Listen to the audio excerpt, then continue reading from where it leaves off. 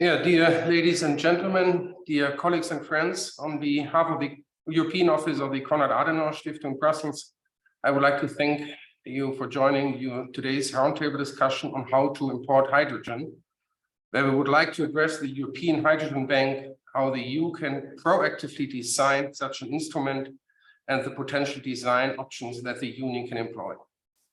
At this point, I would like to thank our partner EPICO for the excellent cooperation and for organizing today's event together with us. Likewise, many thanks to our distinguished speakers, as well as participants. It's great that you took the time to be here today and to talk about this highly topical, even probably sometimes polarizing issue. This debate takes place well ahead of the Commission's proposal of the Hydrogen Bank scheduled for the third quarter in 2023, which is part of the EU efforts to take a step forward in hydrogen and eventually achieve its climate goals. However, the EU will not be able to meet its own hydrogen needs through domestic production alone. Therefore, the European Commission has established a European Hydrogen Bank with a budget of 3 billion euro to support investments in the scaling up of the hydrogen economy and enable the purchase and sale of renewable hydrogen. To discuss these details of this instrument is the purpose of today's discussion. And for us as Konrad Adenauer Stiftung in particular, the topics of innovation and technology play a major role, as well as their impact on the market economy. To promote innovation in order to achieve climate neutrality and to remain competitive in the long term, Europe needs a market and innovation-oriented climate and energy policy. To explore this topic of hydrogen from different perspectives, we will hear inputs from our distinguished speakers, which were very different backgrounds, so I look very much forward to an interesting discussion. I now turn the floor over to Anna Gumbau, who will moderate today's discussion. Thank you all for joining us. Thank you very much, Dr. Ostry. And well, may I say good morning, good afternoon, or good evening, depending where you are joining us from, because my understanding is that we're going to have a very international audience joining us today. And thanks a lot for being with us in this webinar, jointly organized indeed by the Konrad Adenauer Stiftung and EPICO. Well, the title of this event is How to Import Hydrogen 101. And I believe there's hardly a better day or a more fitting day to be discussing everything around green hydrogen imports, simply because today has been probably one of the big topics of discussion in our morning coffees here in Brussels, as the Commission has come up with a delegated act that defines which rules make renewable hydrogen renewable in practice. And indeed, there's no way, or there's little way that the EU can meet its European energy and climate targets if it's not with the development of green hydrogen. But not only domestically, but also imports are going to be needed in order to make that happen. And this is what we're going to be discussing today: how essentially we're going to make this happen in practice, what is needed, which kind of partnerships are needed, which kind of market instruments are needed, which kind of infrastructure is also needed for that. So before I introduce the speakers, just a couple of housekeeping rules. So we intend to have this webinar to be interactive. So we would like to invite you to ask us any questions for our panelists. In that case, please use the Q&A form, the Q&A function on Zoom, not on the chat. Please make sure to use the Q&A function, and we're going to be able to take as many questions as we can. And we're also going to have a little interaction where we would like to hear your thoughts as well through some polls that will come up later in our webinar.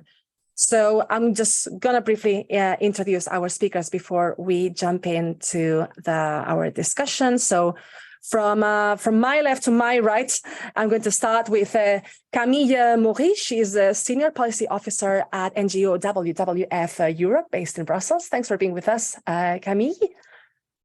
Thank you for inviting me. Next up is Dr. Tudor Constaninescu. He's the Hydrogen Principal Advisor to the Director General for Energy at the European Commission. Thanks a lot for being with us today. Thank you. Thank you for the invitation too. And next to me is Sam Williams of EPICO. He's stepping in for Dr. Bernd Weber, who unfortunately couldn't make it today. So thanks a lot for being with us, for having us as well. And you'll be talking to us about a recent study that EPICO has released, where it outlines the different options also in the framework of a European hydrogen bank. So thanks a lot for being with us. Pleasure. And last but not least, well, Mr. Ahmed Zaki, an energy diplomat at the Egyptian mission to the EU, is unfortunately not able to join us. So yeah, it's a shame. We wish him a speedy recovery. So we'll try as much as we can to indeed touch upon the international dimension on this topic. So I would like to start perhaps with you first, Dr. Constaninescu. I think it would be great also for our international audience to be able to elaborate further on the EU's plans to be importing renewable hydrogen, and what is the progress on the targets that the European Commission has set for itself by 2030? Because at the end of the day, we are just 7 years away from our targets, are, in my opinion, quite ambitious ones. So where do we stand right now? Yeah, thank you. First of all, indeed, the targets are very ambitious for 2030. We set first these targets in the context of the hydrogen strategy, which was one of the first deliverables under the Green Deal, which was launched by President von der Leyen with a view to achieve carbon neutrality by 2050. And first we came with two strategies, which were energy system integration and the hydrogen strategy. And there we have set some targets, including 40 gigawatts of electrolyzers for producing renewable hydrogen by 2030. And in a way, mapping the pathway towards making hydrogen really a strong component of the energy system, linking basically the various components of the system, and aware being that moving towards carbon neutrality in 2050, we know that perhaps about half of the energy system will be based on electrons, from 25% now moving towards 50%, but still half of our final energy consumption will be based on molecules. And these molecules have to be decarbonized as well, and therefore hydrogen directly or synthetic gases and fuels will have an important role to play in this. Now, to advance in this, we have started with a plan of only for hydrogen, I would say about 20 actions, to make this target achieved. And we have advanced quite a lot. Let me say, first of all, Europe has been on the lead, and it is, with a couple of key partners on hydrogen-related technologies. Now, in terms of research and innovation, so we managed to move from 15 years ago, we just had electrolyzers of 10, 15 kilowatts. Now we speak about projects of 100 megawatts. And with 20 megawatts already under construction, financed by the EU, so things, and even the 100 ones. So these things have evolved. But in parallel to this, we had to develop the regulatory framework. And the efforts, and where we stepped most over the last 2 years, was to put in place this regulatory framework in terms of state aid, in terms of renewables, in terms of what we want to achieve now of permitting, in terms of development of projects of common interest across Europe, in terms of developing not only the production, but also the infrastructure and the storage. And last but not least, at least at European level, to put in place the renewables which are necessary to produce this hydrogen. Now, with the invasion of Russia on Ukraine in February last year, the whole thing on hydrogen also got an additional dimension. And this additional dimension includes to decarbonization and system efficiency, where it was key. It starts to having a dimension in terms of energy security of supply. And this is, if you want, a bit of the novelty, and this is where it comes that the necessity for importing hydrogen came more on the agenda.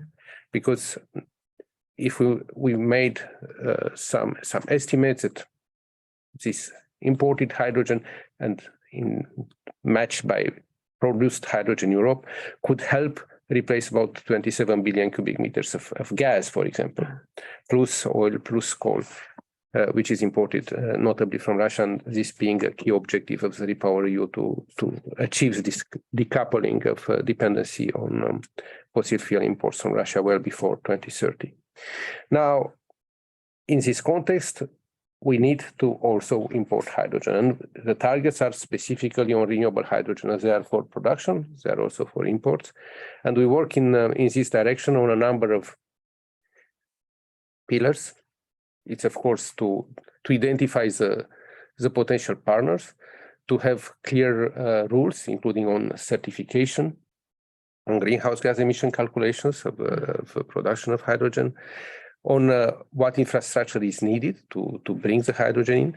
And of course, first of all, to develop the partnership which we can with the countries interested to also export hydrogen. And on this, we try to apply also some rules which apply for ourselves in a way so that this is done cost efficiently, that we don't divert the resources of these countries towards hydrogen production just for exports, that we enable also their system integration and best use of renewables, but also knowing that there is a strong potential for developing a market, a global market. And with this 10 million tons, which we set as it's not a binding, but is an objective in REPowerEU for hydrogen imports, it's clear that Europe is going to be the largest market in the world.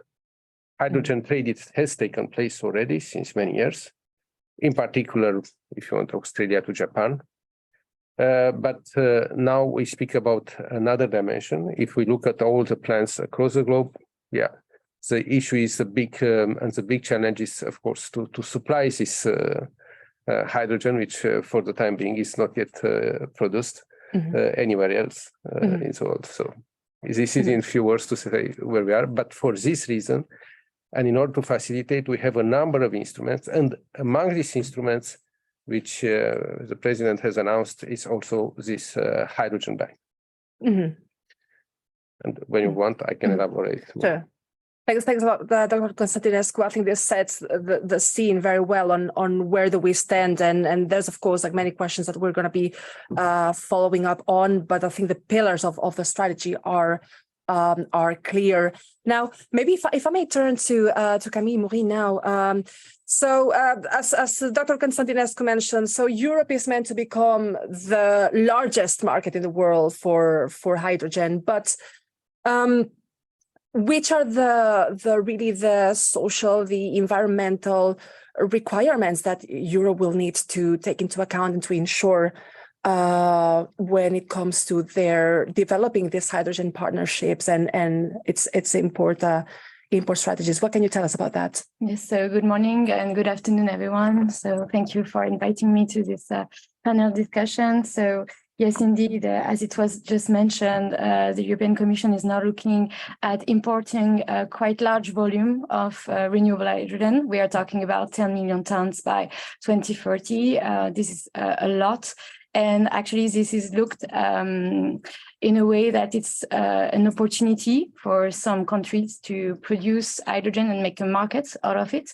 But we must also actually emphasize the fact that this comes also with some risk. And it comes with some risk actually on having some negative impact on our climate and also on our ecosystem. And those risks should not be ignored, actually. If you think of hydrogen production, maybe one of the first risks that comes into your mind is the implication when it comes to water resources, because hydrogen production is quite water intensive. Wherever renewable hydrogen is produced, it has an impact on our water resources. For example, the quantity of water needed for electrolysis is around 9 liters of water for every kilo of hydrogen. So we must make sure that export of hydrogen do not jeopardize local water supply in producing countries. So that's the first risk I would identify. The second risk will be actually, it has been a bit developed just before, the idea of additionality, that you don't want those producing countries producing hydrogen only for exports. And also it should not come at the expense of their own decarbonization path. Meaning we don't want producing countries to not achieve their climate and energy targets. We want them to have the possibility to deploy renewables for what's needed in order to decarbonize their own economy before actually being considered as the main exporter of hydrogen. I would say those are the two big risks. Then there is also certification. It has been also developed just before. And if you think about other risk, I will also link it to energy poverty that should be addressed, because everyone in those countries should have access to sufficient and affordable energy. The other risk that we will identify comes to land use as well, and land ownership, meaning that actually hydrogen production and renewable hydrogen production has an impact on land use. And the fact that we will build green hydrogen plants must be actually compatible with nature. And we should also totally rule out the idea of forced resettlement when it comes to land use. And also another criteria that we will put in the picture is linked to local jobs deployment, meaning that when it comes to those countries that will be identified as partner to actually build large hydrogen market for exports, we would like to see the local community being involved.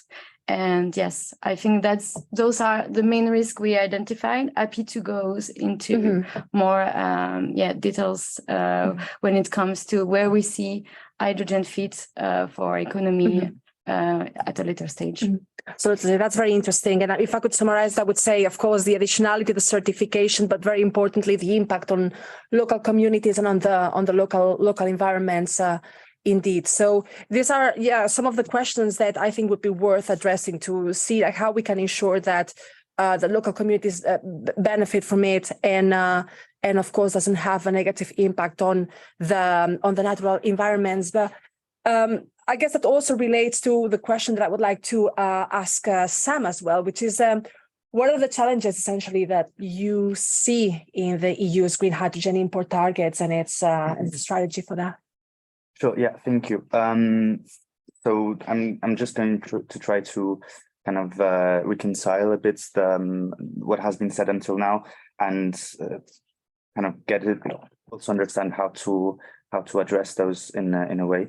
So yes, first to contextualize, hydrogen is not a large amount of the current EU's energy mix. It accounts for about 2% of Europe's present consumption, and 96% of that is not green hydrogen, therefore it's not renewable, but it's grey hydrogen, therefore created by using fossil fuels. Having said that, issues are many, and we quoted a few. Yes, of course, there's a lot of issues that come on top because of the current war in Ukraine. So in a sense, I would divide the challenges themselves into the first part is how the challenges to actually establish rules to import hydrogen that should go at the forefront, and then challenges to actually kickstart a proper global hydrogen market. That has to be global and not European, i.e. it has to follow certain rules that empower, of course, local ownership, and make sure that the hydrogen market we create is actually sustainable and can last long in terms of longevity. Indeed, also we've touched upon a few issues to which I would also only actually add the issue of transport and infrastructure. So once we have established where to import from, who should be the important actor, is it member states or the EU? Then we can look into market scenarios and think what conditions enable off-takers, so on the EU's demand side, and suppliers from third country hydrogen producers to actually engage in a proper market. And here I see three overarching issues. The first is to make sure that suppliers and demand, of course, have a minimum amount of risk in terms of investment.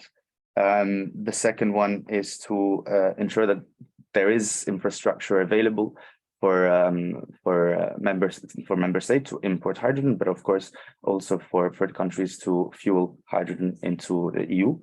And finally, you need to fill up that gap. So the highest willingness to pay for EU importers, as well as the lowest cost of production and transport of hydrogen. And again, this should be done taking stock of the challenges that have been discussed up to now. Mm-hmm. Thanks, Sam. And I think it's important to be asking indeed the practical implications on how we can make this European and global, of course, hydrogen market happen. So we've heard from our speakers this first scene setting remarks, and now we would like to hear from you. Just to give you a reminder that you can ask questions through the Q&A function. We're going to be collecting some of them towards the end of the webinar. We still have just above 1 hour of discussion, so please make sure to bring in your questions through the Q&A function. And also, we'd like to have a little poll for you to give us an impressions of the debate, and also how do you see the EU's hydrogen import plans so far. So if we could have the questions coming in, please. Brilliant. So the first question is, what do you think of the EU's objective to import 10 million tons of hydrogen by 2030? Is it feasible, ambitious but achievable, difficult to achieve? Is it just impossible? Let us know. Just going to give you a couple of seconds to bring in your answers.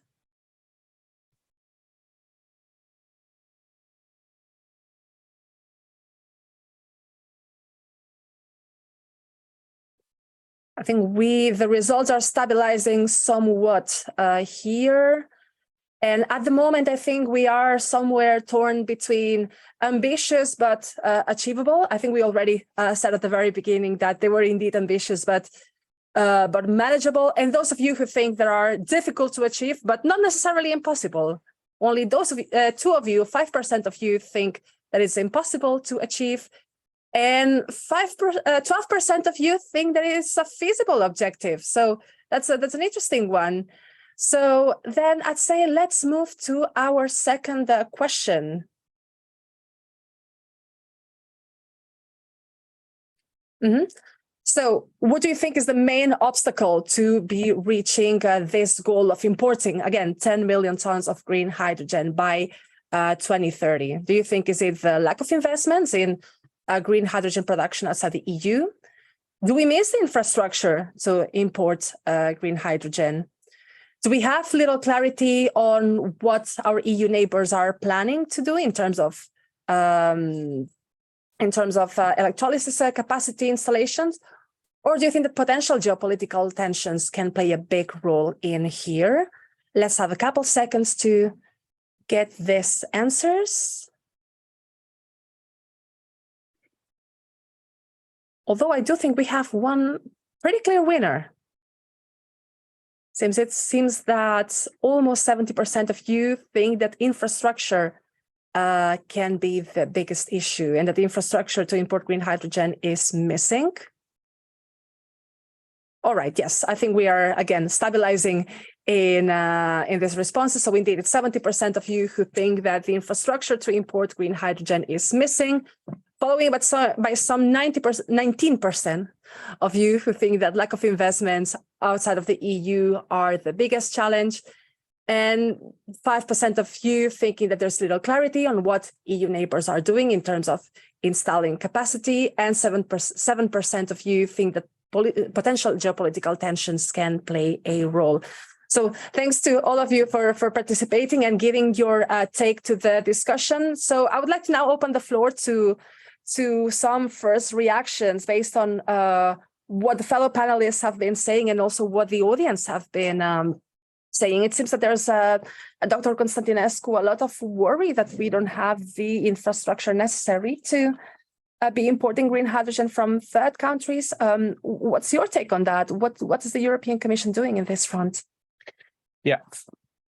First of all, these things have to be developed some first, some in parallel. And infrastructure is key in this. And we work on the infrastructure front of, as well. And this also at EU level, but also at multilateral level. Let me mention, for example, under the Clean Energy Ministerial, our Commissioner Simpson, our Director General, Dieter Jürgensen, launched 2 years ago already a global ports coalition. And I'm happy to report now we have about 60 ports globally looking into developing concrete plans on how to, first of all, make use of hydrogen in their environment, link it also to the local communities, but also develop the capacities for trading hydrogen at the global level. And this work, it's moving on, it's important, but it is, of course, very important also to have the hydrogen produced. And in particular, as the targets are for renewable hydrogen, and taking into account also all the other elements which you heard before also from WWF, we are fully aware we want this to be a sustainable process and to have all the aspects related to water, to land use, to everything, to the labor force itself, well taken into account, plus, of course, the decarbonization of these countries, so to make best use of renewables. But this, the deployment of renewables, the capacities to produce hydrogen don't happen overnight. What is important is that gradually, while this happens, we also develop with the same speed, at least, the infrastructure which to enable also imports. Plus, not to forget, when we speak about these targets and the 10 million targets domestic production at EU level, we also know that it will not be all produced in equally everywhere. So we'll have certain countries which will have a bigger potential for production of hydrogen, and we see partnership developing between Portugal and Netherlands or Spain and Germany. So we'll already have to develop this infrastructure, which initially now we see also for the international trade will be maybe more on ammonia, on methanol, but gradually having the possibility for hydrogen itself to be developed. And gradually, now this year will be the first call, in which we'll have also project of common interest standard 10E. And so the infrastructure, and when we speak about the infrastructure, let me say that it's mainly at transmission level to create the European transmission system for infrastructure for hydrogen, where we look mainly at repurposing existing pipelines, but also eventually having new ones depending. And all these things have to come together in a way which complements and makes best use of resources, tapping also, of course, the potential we have in EU itself for renewable production, being solar in the south or wind, including offshore wind in the north, plus developing then the capacities to bring this additional hydrogen. And for this additional hydrogen, we have integrated, speaking about infrastructure, for example, we started a number of MOUs, for example, with Egypt on renewable hydrogen development, and in which clearly we have provisions also about how, first of all, the principles on how to develop this, and support also the country in its ambitions and developments, sustainable, and on the other hand, to have the infrastructure which to enable gradually the imports of hydrogen. So these things have to be developed both on the technical side and then on the regulatory side. Right. Thank you. So, and it is in progress, but as it was said before, for the time being, hydrogen, and this is at global level, is only 2% of or less of the energy mix overall. But this includes the hydrogen used as feedstock to produce the ammonia for fertilizer and so on. If you use it just hydrogen for energy use, it's certainly less than 1%, and is 95% carbon intensive. So this is it's needs to develop these things in a good balance. Yeah. Absolutely. Thank you very much. Camille, what are your thoughts and reactions to, I don't know, if something specific that the panelists may have said or in the poll, like what do you think are the main risks in terms of infrastructure development for green hydrogen? Maybe I will go back to the first question that you asked about the target. Is it feasible? Is it doable? And I would like to rephrase it and also ask for what we need this target actually. Because in our views at WWF, we think that, okay, there is a need for renewable hydrogen to be an energy carrier that will help and will contribute to the energy transition, but we don't see hydrogen to be used everywhere as an energy carrier. So as it was just mentioned right now, like the use, it's as a feedstock, for instance, for like chemicals, basic chemicals. We also see a use for steel industry and also for other type of industry that are hard to abate, as we say, but we don't see a use of renewable hydrogen for other sector that can be otherwise electrified. And I think this is important to explain because with the risk of this hydrogen economy is actually to lock us in something that won't be feasible over time. And I think it's important to remind that hydrogen is an energy carrier. It's not an energy source per se. And that should be the first thought we should all go back to when we think of this as a fuel. And the second thing is, excess renewables. Well, for that, we need, of course, huge investment in terms of building up renewable supply. And of course, to decarbonize our economy, I'm thinking of the other sectors, like the building sectors or the transport sector. For that, we will need huge amount of electricity and renewable electricity. So let's not diverge this amount that we need for sectors that can be electrified first towards actually building this hydrogen economy. So. Absolutely, yeah. So having the clear the clear picture really of like which sectors do we prioritize? Indeed. How about you, Sam? What are your thoughts based on what we've been discussing? What do you see as the? I mean, you've outlined indeed the biggest risks before, but how do you think in terms of infrastructure? Is that the largest threat to these objectives? So perhaps yes, but I want to go over a couple of topics that we've been touching the last few minutes. First of all, how do we spoke briefly earlier about how do we ensure that hydrogen imports are actually green? So green hydrogen is actually green. Their certification system, for example, that was, I read it early briefly, it came out a few hours ago from one of the delegated acts, suggests a voluntary system from third countries to ensure that their plants are actually green.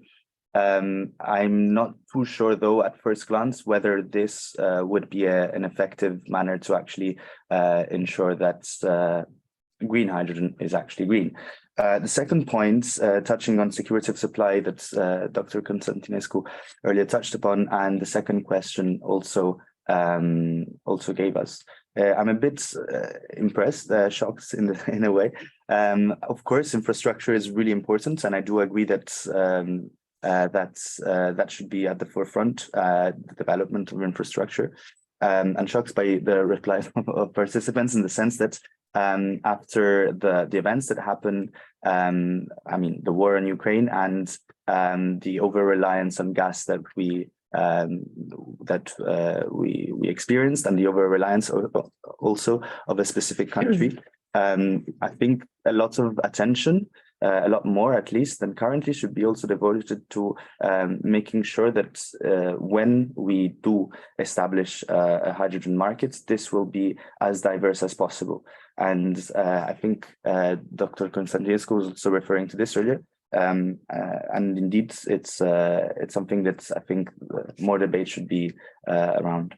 Then I would like to pick up on a comment that we've received. As mentioned earlier, please feel free to be sure. I'd like to encourage you to send any comments and questions to our Q&A function that you would like the panel to address. And I have a first comment by Karim Old Sheikh. Apologies if I mispronounce, but they mentioned that for the barriers in the poll, some important reasons were missing, which I personally take the feedback. The first one being EU regulation. I'm not understanding exactly if there's a risk of too much EU regulation what exactly is meant, but this is seen as an obstacle. And the other one is off-takers willing to pay a premium, I'm guessing, to export the hydrogen. So I think this fits very nicely into one of the questions that I wanted to address, which is which market instruments can we have at our disposal to ensure that also, the hydrogen exporters, that the EU is indeed an attractive market for hydrogen exporters. So I don't know if maybe Sam, given that EPICO has been looking into this in detail, you could introduce us to different options that are at play. Definitely, yeah. Thank you for this, and thank you also for the question. I believe that what you're referring to also is what I wanted to address, to mention earlier, which is the willingness of EU off-takers, of course, to pay for green hydrogen imports. And for that, at EPICO with Konrad Adenauer Stiftung and Guidehouse, we looked at 3 different options on how hydrogen markets can be established, drawing from what we know of the European Hydrogen Bank, which of course is not too much. There are 3 options that we looked into. The first one would be basically a Europeanization of H2 Global. So that means that you have double-sided auctions, whereby you have EU off-takers who bids as much as they can. So they look at the highest willingness to pay, and this is also not matched, but there's a reply from the supply side that bids with the lowest possible amount of production of green hydrogen. The second options that we looked into is either demand side or supply side auctions. So differently from the first one, it would be directed at one of the 2 sides. This is essentially a subsidy that would be given to either hydrogen producers or hydrogen off-takers, for example, per unit of hydrogen produced or hydrogen used within the EU. And yes, they would receive operational support, or suppliers would receive operational support. And the third one is a measure that would not really be able to stand alone, but it would be an incorporation, let's say, to one of the previous mentioned tools, and there would be guarantees for default guarantees, which means that you have a lower risk of investments, because you would have an intermediary body that would make sure that in case of default, so lack of acquisition of demand side, for example, of purchase, you would still be able to fulfill the obligation contracts from the supply side. So if you look at overall, as we looked at it, we want to ensure that the market's principles that we establish are as simple as possible, as effective as possible. And using that as a main criteria, we believe that combining supply side auctions with default guarantees would be the most suitable, easiest and effective manner to kickstart a hydrogen market. Thank you, Sam. If I can get any reactions in terms of market mechanisms, and indeed, as a member of the audience was mentioning earlier, how do we address the challenges of potentially off-takers being unwilling to pay a premium for the hydrogen? Any thoughts on that you'd like to share? Let's say that this is, in a way, it is an emerging market. Yeah, it is not yet there, and we have to find the right balance. This was very much also with the delegated act that was elected, finally adopted, between how much you can regulate the market, how many street lights to have on the streets before you have the cars on the streets. So these things have to be anchored into the development of these realities. And now we look at mechanism. and the hydrogen bank, and we very much sympathize with the hydrogen global, and could be one of the options. I don't know now what will be the final options in a couple of months, which we'll together have to define best. But already there are instruments. No, we speak about a number of instruments which we can use, in particular, for example, loans.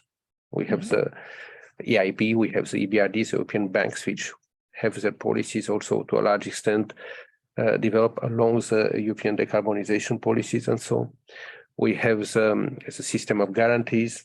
We have facilities for blending with the Development Fund Plus. And so there are already some instruments there which we can use and which we aim to use also in this process to facilitate investments. On the other hand, of course, it's true, we have to work with, because these targets, if we look currently, Europe is consuming about 8-9 million tons of hydrogen, equally almost with the US, so in terms of market size.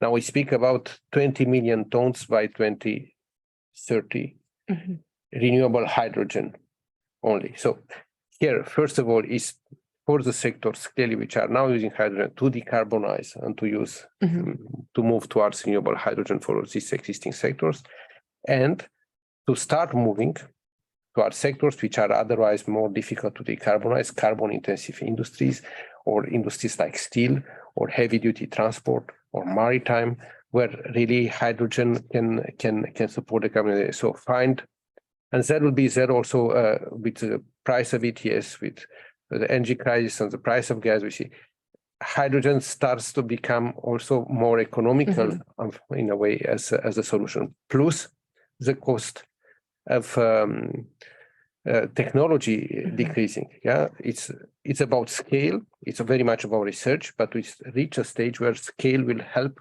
decrease the capex of all these technologies, including of electrolyzers. So at the same time, by bringing up the deployment of renewables, which is essential, and we have also a strategy, for example, for offshore renewables, and this will pick up. In the total cost of renewable hydrogen now, about 60% is the cost of electricity and 40% is the cost of the capex itself. So more you lower, increase the share of renewables, lower the cost of electricity feeding into this, you make the hydrogen also more competitive, in particular for the sectors I was mentioning before we have identified. But there are others after 2030 will be also synthetic fuels for aviation or even hydrogen. There'll be more sectors which will develop and find opportunities there, because otherwise not everything can be electrified. Wherever, as this is part of the system integration strategy, we can do direct use of renewables and electricity. Of course, this is what we are going to promote, or in certain areas where we see that can be more convenient, depends on locations, depend on maybe to have a heat pump with renewable electricity and to have hydrogen for heating of a house, where you can install even the solar panels at the same time. So it's all these things have to be judged and put together.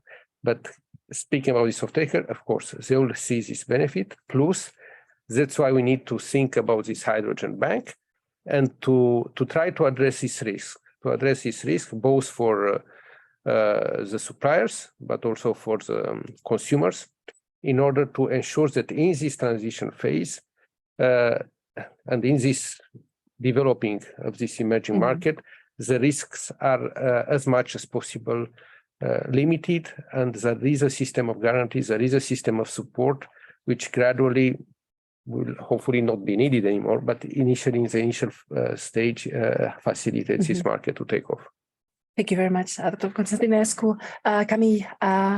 Yes, I think the report from EPICO actually complement very well also the current debates on everything linked to carbon contract for difference, and how this actually is not enough at the moment, but it's also linked to the current debates, which is actually the announcement by the European Commission of the new European Green Deal Net Zero Industry Plan, with the idea of giving more subsidies for clean tech production to take off. I'm thinking of course, renewable hydrogen.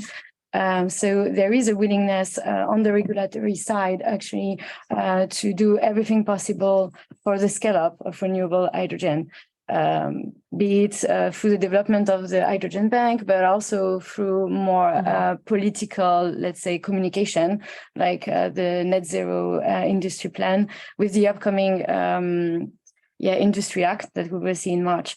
In our views, this is of course welcome. We would like to see the scale up of green tech and especially renewable hydrogen where it's needed, but also giving more subsidies to companies for those type of, let's say, scale up of hydrogen production would be also, we see that there is a need also to have some conditionality put in place. We need to see where this brings us in terms of greenhouse gas emission reduction, because at the end of the day, what we all want to see is climate neutrality by 2050 at the latest.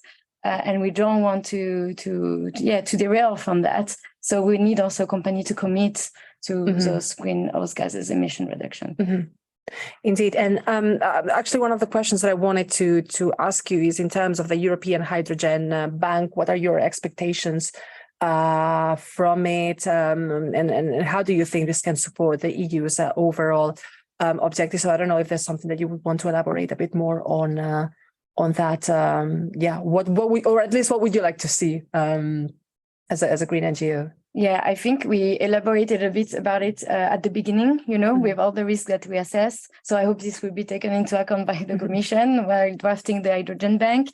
We really would like to see those sustainability criteria, because it's not only about the market, as it was explained, it's really also about how those countries that will be in partnership with the EU for the imported renewable hydrogen will be guaranteed, a certain number of criteria. So we were discussing it before, but when it comes to making sure that they decarbonize as well, that we don't use all their renewable electricity available, and that we make sure that this is done in a way also that it's conducted with the local communities and so on. When it comes to the domestic production, I would say that this also comes with the same risk. It was mentioned also before. I mean, water supply, it's not only abroad. I mean, it's everywhere in the EU that we will come with some risk when it comes to, the implication of renewable hydrogen production on our water resources. It's the same with additionality. So yes, I'm hoping this is also in the delegated act right now when it comes to additionality and how to produce renewable hydrogen.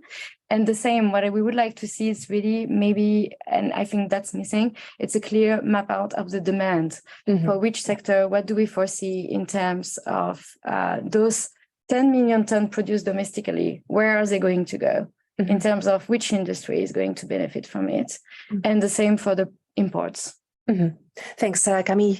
Now, Sam, if I can follow up with you on that, what's the potential that you see in the European Hydrogen Bank to boost the imports of hydrogen to the EU? Thank you. I'm gonna continue on the same line that Camille Maury was going on. Yes, I agree that demand. We have to map out the demand from also which sectors and where to use clean hydrogen. But as well as that, I would also suggest we also have to consider that demand needs to decrease. And then we can think about how to set up the market. So we need something that is definitely market oriented and ensures that intervention into the market directly is very limited. For example, the supply side auction that we discuss in our report has to be limited in time and make sure that private organizations then take the leads in the market itself. Conditionality or non-conditionality, we all want, as you mentioned, to achieve carbon neutrality by 2050. That means that if we want to, and we will set up a hydrogen market, we need to ensure that it will last long and it's sustainable in time.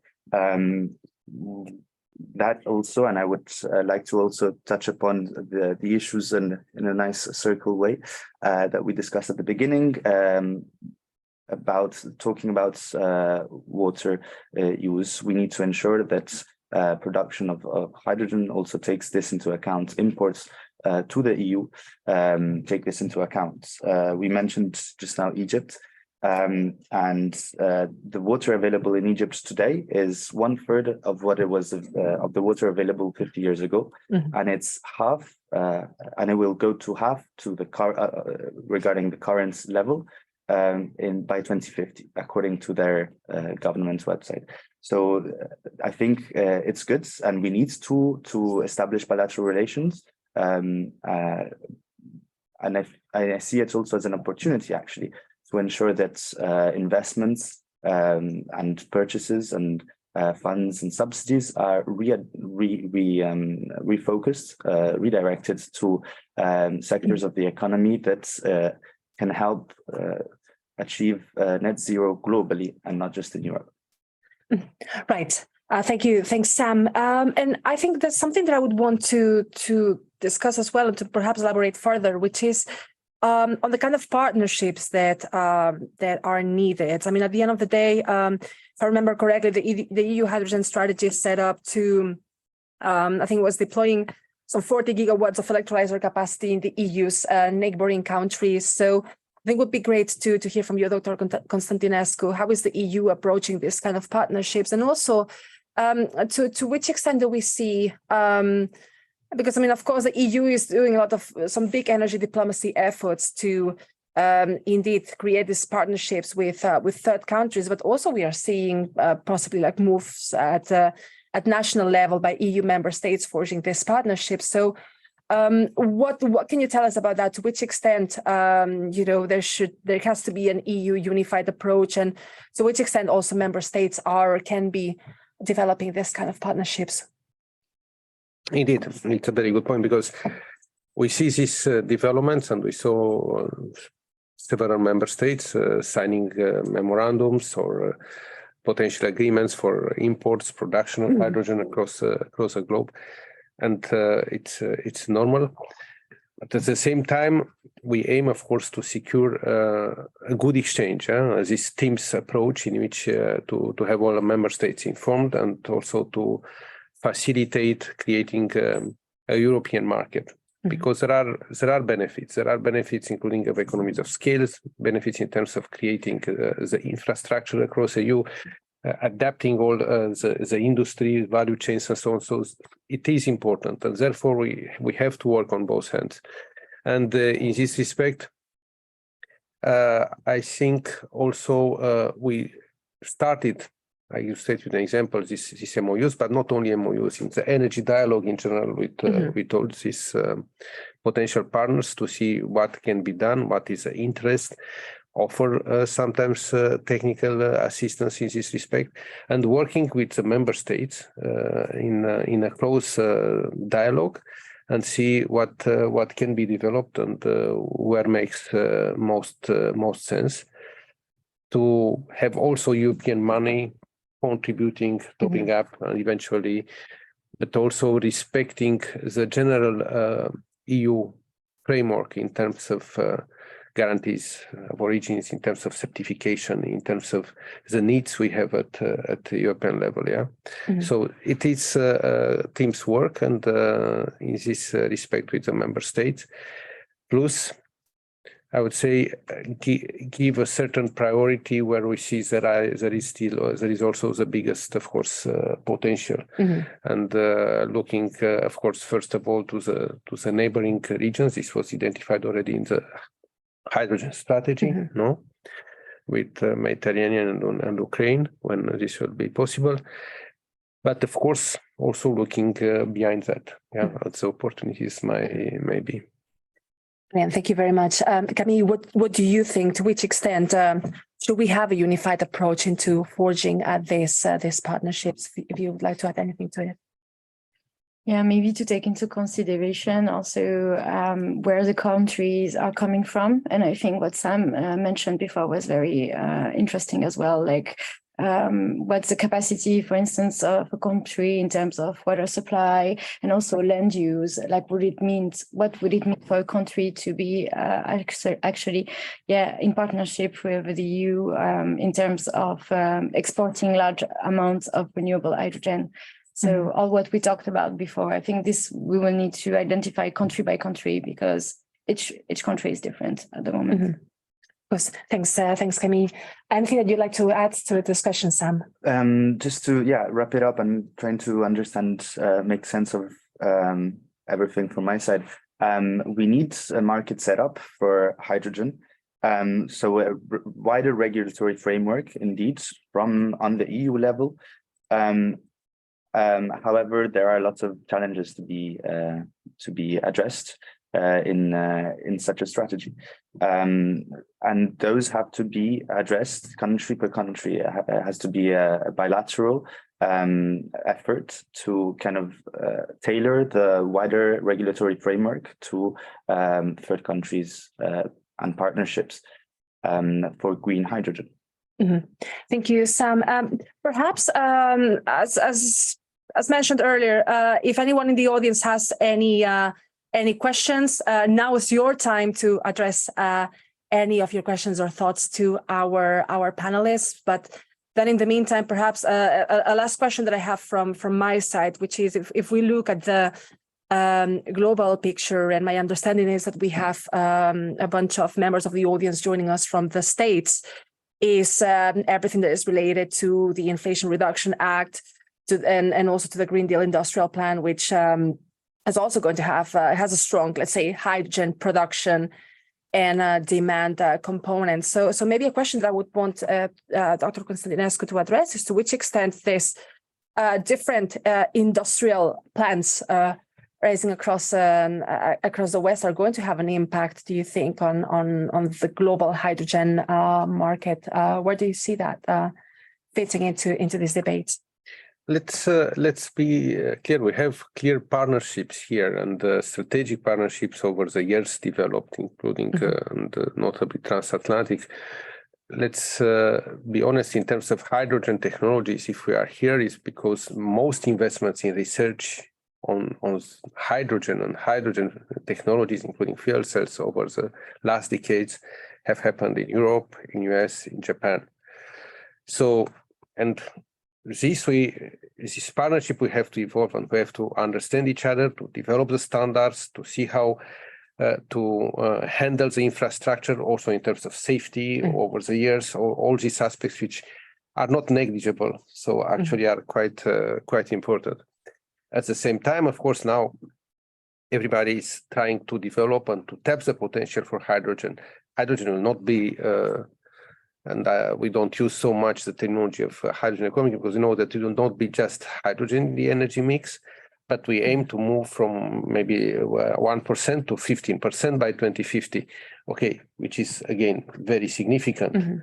So it's very significant, and then it's really having a huge contribution to decarbonization, but also to the aspects related of security of supply. Yeah, and even more, even overall system efficiency, plus, and this is indeed an important dimension, which was already in the Green Deal and already the strategy, but now, of course, emphasized with this industrial policy, that we need the modernization of our economies everywhere. Modernization of the infrastructure. There are all these new technologies coming, and we think of a future where mainly renewables will be in the center of the power generation.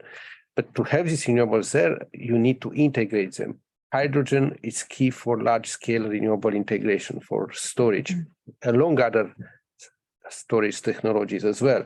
So it's clear that everyone will have to develop this technology. That it's a huge market which is going to be developed. Of course, it will be also a competitive market, and it's normal to be so. And everyone is trying to capitalize on the best know-how and on the best research has done so far, and to promote this further. For example, Europe is maybe leading more on electrolyzers, while Japan or Korea is leading more on fuel cells. But we need to cooperate and to find the best way to bring this at the end of the day climate agenda with the most effective results for everyone, and at the same time for Europe to gain more also in terms of energy security, which now became so important, as we have seen in the last year.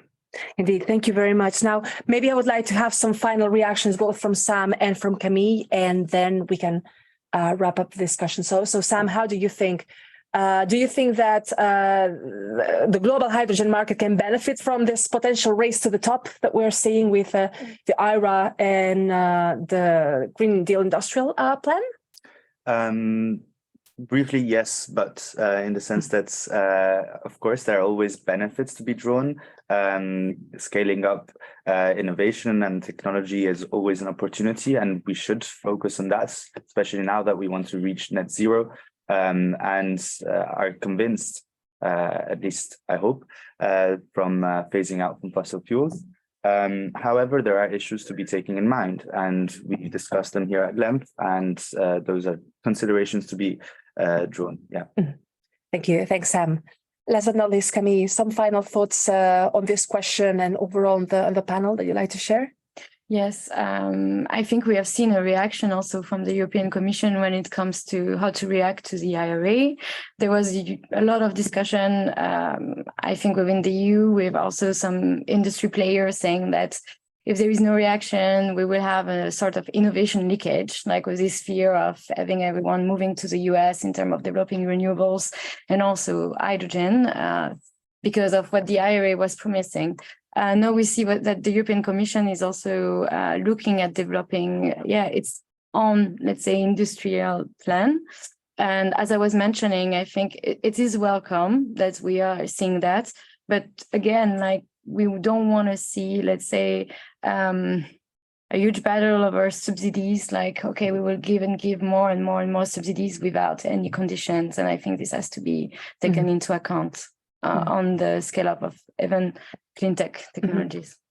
Thank you. Thanks, Camille. So, well, I think we've had a good hour of discussion among us and a lot of insights that we've shared. I mean, I think it's hard to summarize because we've touched upon many aspects, but indeed, I think it's important to see how the EU is making big efforts to develop the necessary partnerships, the necessary infrastructure, also the necessary regulatory framework to achieve our renewable hydrogen and by extension, of course, as well, our energy and climate objectives, but it needs to be done with robust criteria and certification and ensuring that indeed there is no negative impact involved in the local communities that we are developing partnerships with. So I think we are all bracing ourselves for the upcoming legislation and to see how the European Hydrogen Bank takes shape in practice. So I think we can say watch this space for all the upcoming debates and conclusions. So I would like to thank Camille Maury, Dr. Tudor Constaninescu, to Sam Williams for having joined us in this discussion. And shall I say, see you in the next one. Have a great rest of the day.